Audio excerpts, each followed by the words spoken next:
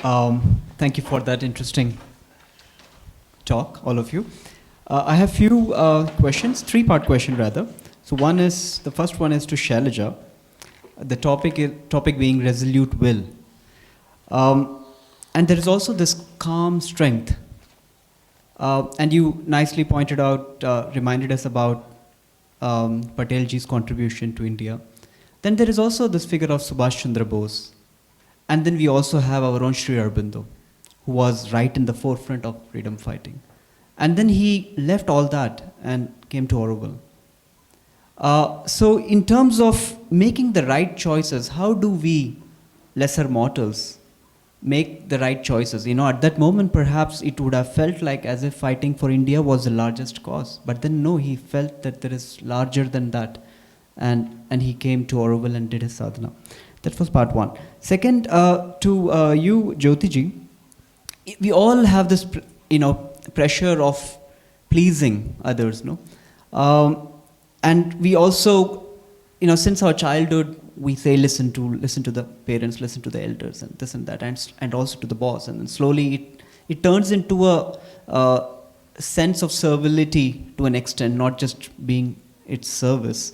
How does one make a distinctness between these two, the impetus to act, while the impetus, knowing that it is not coming from this place of pleasing others. The impetus is to act resolutely towards something larger.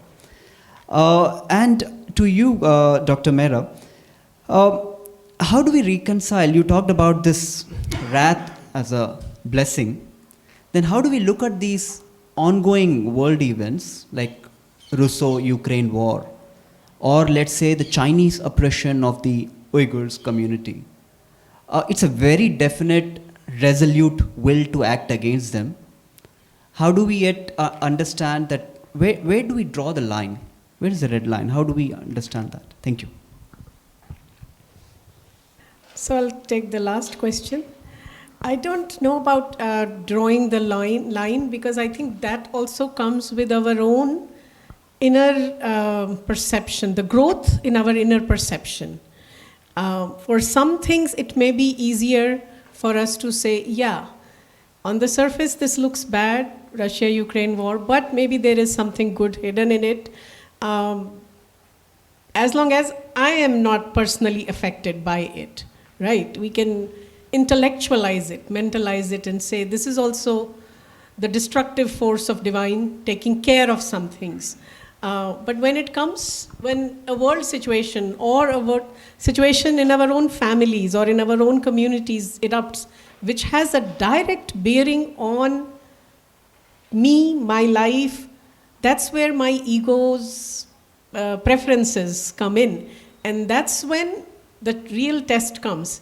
Can I see whatever is happening that may not be pleasant or pleasurable for me or comfortable for me, and still take it that, yes, this may be her way of pointing me to something within me which I may have to correct. This is something Mother again and again says every time there is a conflict. And I know I'm saying this, it's so easy to say. The real challenge is, to actually walk the talk. So I've been married long enough. Every day there is a new challenge, right? So every time there is a little argument, yeah, I have to remind the other person is a mirror, as Mother says, put in front of me to see my own weaknesses, to see my own perfections. Put this situation in the, just enlarge it to the larger context. The outside world is a mirror showing all of us individually everything that is wrong within us, everything that is false within us, which needs to be thrown out. Another important thing about Mahakali's force that Mother says at one place is that anything that is divine in essence and that is divine in its realization and that is truthful will not be destroyed by the force of Mahakali. It is only that which is the false and pretentious, hypocritical, or something that you don't need to the way for the way towards your on your way to transformation. All that will be destroyed, because this destruction part of the Mahakali is in the vital domain. She rarely acts in the mental domain. She works primarily in the higher domains where it's the force of love. And that's when Sri Aurobindo says that in integral yoga, the path of Krishna and Kali is the key to integral yoga. He's not talking about the lower vital world Kalis. He's talking of the Mahakali only. So Ananda and Mahakali, that's the two things that make the core of integral yoga in that sense. The Ananda and the force. So in that sense,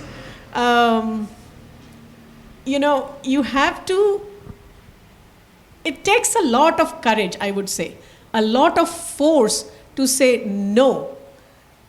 Whatever my husband is saying or whatever war is happening outside, it has only to do with what is wrong in the world, and nothing is wrong with me individually in an individual situation or with the players, with the world in general, for Mahakali to act in this way. So the line drawing thing happens as the inner perception grows, I think. That's what my answer would be. So